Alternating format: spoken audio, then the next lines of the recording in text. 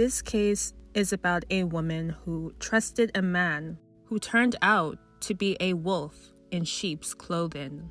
I'm gonna take a deep dive into the murder of Michon Cooper, and I will discuss the events leading up to her death, as well as the man behind her murder, who took the meaning, keep your friends close and your enemies closer, to a whole new level.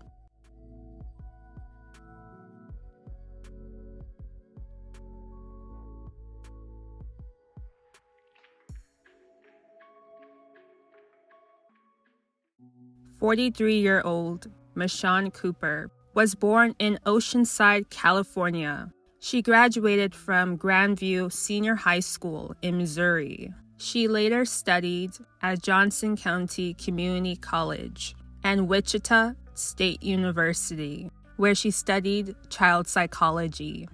She was also a mom to a 25-year-old son who lived with her. Michon had dealt with some health problems. She was diagnosed with lupus, an incurable autoimmune disease, and she underwent a successful kidney transplant. Though she qualified for disability, Michon liked to be around people, so she took a part-time job at a Subway in town. Michon was a friendly and trustworthy person, which attracted the right kind of people into her life, and even the wrong kind. You see, Michon met a 47-year-old man named Ronald Lee Kidwell, nicknamed One Eye due to losing an eye as a child in a pit bull dog attack, according to Ronald's neighbor, Kathleen Brown, who got acquainted with Michon. Michon and Ronald met at a Dollar Tree store in Shawnee, Kansas, and Michon was interested in him and wanted to date him. And she said Ronald liked her too, and he called her his boo. For a couple of days, Michon had visited Ronald at his home, located at 69th and Flint Streets in Shawnee. Michon had also visited his neighbor, Kathleen, who invited Michon into her home one time to talk for an hour. Michon had then left, with the neighbor not knowing that it would be the last time they saw Michon alive. You see, according to Michon's family, she was last seen on July 6, 2018, after leaving work. On that day, there was a family event that she was supposed to go to, but she never showed up. Her family knew something was wrong, as she had not called or taken her daily medication and knew that she wouldn't just disappear on her own. So they reported her missing. The next day, on July 7th, 2018, police discovered her car, abandoned and still running, at a park at 7th and Myrtle Streets in Kansas City. Michon had been missing for a week until investigators traced her cell to Ronald's home. When they arrived, they reported a strong odor of bleach. They executed a search warrant on his home and located her body.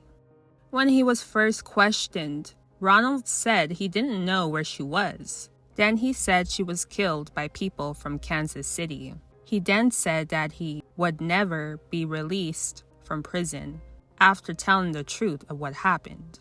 His truth was that Michon attacked him at his home after threatening to tell everyone that he's HIV positive.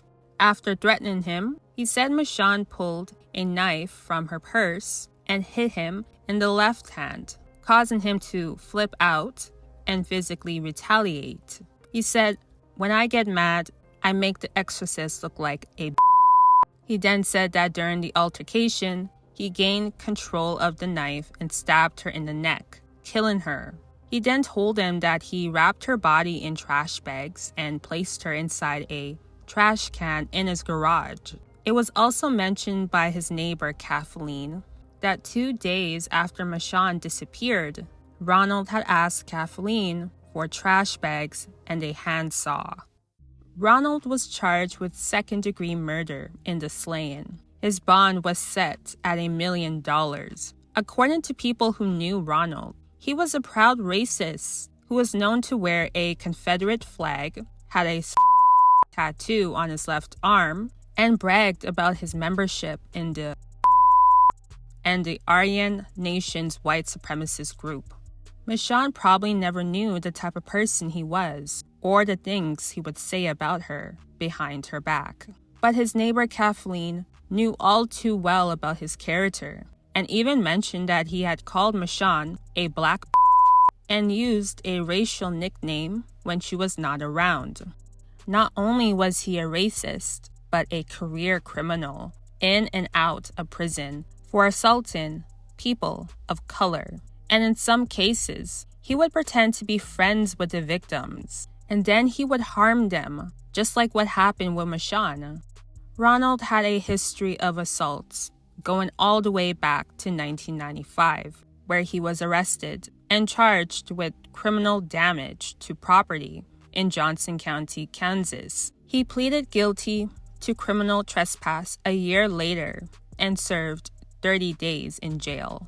Then in 1996, he was arrested again and pleaded guilty to felony stealing in Jackson County, Missouri. He was given 2 years of probation, which was revoked in March 1998 for violating the conditions of the supervised release.